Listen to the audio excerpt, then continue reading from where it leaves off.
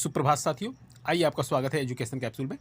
आइए हम आज देखेंगे अर्थशास्त्र यानी इकोनॉमिक्स से हम करीब 50 क्वेश्चन देखेंगे और ये वन लाइनर क्वेश्चन है। इनको हम आसानी से 5 मिनट के अंदर देख लेंगे। चलिए आइए शुरू करते हैं।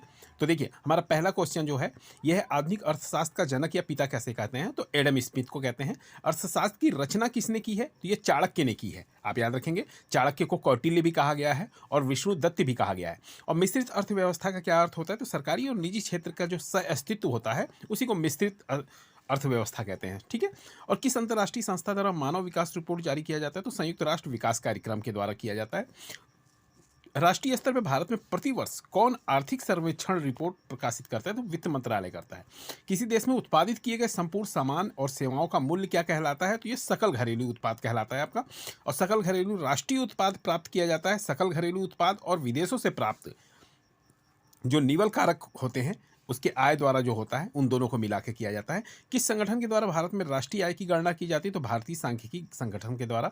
अर्थशास्त्र धन का विज्ञान है या किसका कथन है? तो एडम स्मिथ का है। पूंजीवादी अर्थव्यवस्था का मुख्य लक्षण क्या है? तो निजी स्वामित्व है। और बंद अर्थव्यवस्था का वह अर्थव्यवस्था जिसमें ना तो आयात होता हो और ना ही निर्यात होता हो, ये बंद अर्थव्यवस्था का होता है। भारत में राष्ट्रीय आय का आकलन सर्वप्रथम किसने किया? तो दादा भाई नौरोजी ने किया था इसका आकलन। और भारतीय अर्थव्यवस्था किस प्रकार की अर्थव्यवस्था का उदाहरण है? तो ये मिश्रित अर्थव्यवस्था कहलाती है भारत की। ये कई बार क्वेश्चन में पूछ भी चुका है। और भारत में पहली पंचवर्षीय योजना की शुरुआत कब हुई? तो 1 अप्रैल 1951 को हुई है। और प्रथम पंचवर्षीय योजना का मुख्य लक्ष्य क्या था? तो ये कृषि क्षेत्र का विकास। पहली बार कृषि का ही ज़्यादा विकास किया गया। ठीक है। भारत में पंचवर्षीय योजना का अंतिम प्रारूप कौन अनुमोदित करता है? तो योजना आयोग करता है। किस पंचवर्षीय योजना आयोग की योजना के तहत भारत में राष्ट्रीय कृषि और ग्रामीण विकास बैंक की स्थापना की गई? तो छठी पंचवर्षीय योजना के तहत। और भारत में के राष्ट्रीय आय में किस क्षेत्र का सर्वाधिक योगदान है? तो वो हमारा सेवा क्षेत्र का है। और भारत में अधिकतम कर आय की प्राप्ति किस कर से होती है? तो वो निगम कर से होती है। प्रत्यक्ष करों में किस कर से भारत सरकार को सबसे अधिक आय प्राप्त होती है? तो आय कर से। जो भी लोगों की आय होती है उस पर जो कर लगता है उससे। और राष्ट्रीय विकास परिषद का गठन जो है वो 1952 में किया गया था। और सरकार द्वारा पुरानी मुद्राओं को समाप्त करके नई मुद्राओं का संचालन जो कहलाता है वो क्या कहलाता है? वो विमुद्रीकरण कहलाता है। आर्थिक विकास की दृष्टि से भारत किस प्रकार का राष्ट्र है? विकासशील राष्ट्र है। और भारत का राष्ट्रीय बैंक कौन सा है? भारतीय रिजर्व बैंक है। भारत में मौद्रिक नीति किसके द्वारा लागू की जाती है? भारतीय रिजर्व बैंक के द्वारा की जाती है।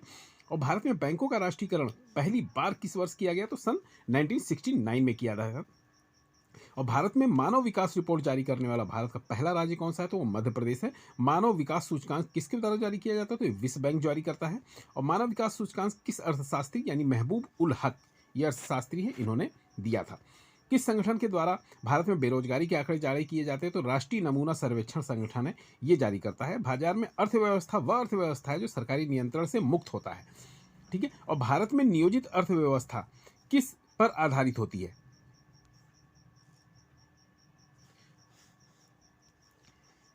जी, किस पर आधारित होती है?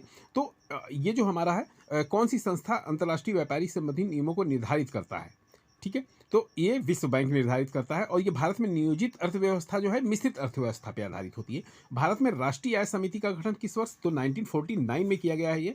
और उपभोक्ता जागरूकता आंदोलन की शुरुआत जो है सर्वप्रथम वो इंग्लैंड में हुई थी। ठीक है, इंग्लैंड देश में हुई थी। किसे उपभोक्ता आंदोलन का प्रवर्तक माना जाता है? तो रॉल्फ नादर को माना जाता है। प्रत्येक वर्ष उपभोक्ता अधिकार दिवस किस दिन मनाया जाता है? तो 15 मार्च को मनाते हैं।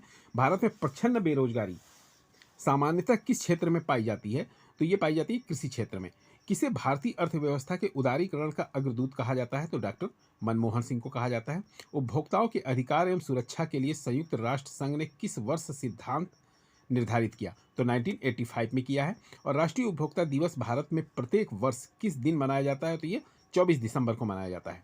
आप ये याद रखेंगे। और भारतीय अर्थव्यवस्था को कितने क्षेत्रों में विभाजित किया गया है? तो 3 क्षेत्रों में किया गया है इसको विभाजित। प्राथमिक क्षेत्र, द्वितीय क्षेत्र और तृतीय क्षेत्र। भारत के सकल घरेलू उत्पाद के किस क्षेत्र का सर्वाधिक योगदान है? तो तृतीय क्षेत्र का योगदान है। भारत में प्रथम क्षेत्रीय ग्रामीण बैंक की स्थापना किस वर्ष की गई? तो ये हमारा 1975 में की गई है। भारतीय प्रौद्योगिकी वित्त निगम की स्थापना जो की गई है हमारा 1948 में की गई है। और भारत में हरित क्रांति का जनक जो माना जाता है वो एस स्वामीनाथन को माना जाता है। और जनसंख्या वृद्धि के आर्थिक विकास की गति का क्या प्रभाव पड़ता है? तो ये आर्थिक विकास की गति मापी जाती है उससे, जनसंख्या वृद्धि से। ठीक है। और किसने गरीबी के कुचक्र को परिभाषित किया है? तो रैगनर नक्स परिभाषित किया है। अर्थशास्त्र के क्षेत्र में लॉरेंज वर्कर क्या कहलाता है? तो आय का वितरण कहलाता है। उस अवस्था को क्या कहते हैं जिसमें मुद्रा की मूल्य घट जाता है तथा वस्तु की कीमतें बढ़ती हैं, तो उसे मुद्रास्फीति कहते हैं। Thanks for watching. धन्यवाद।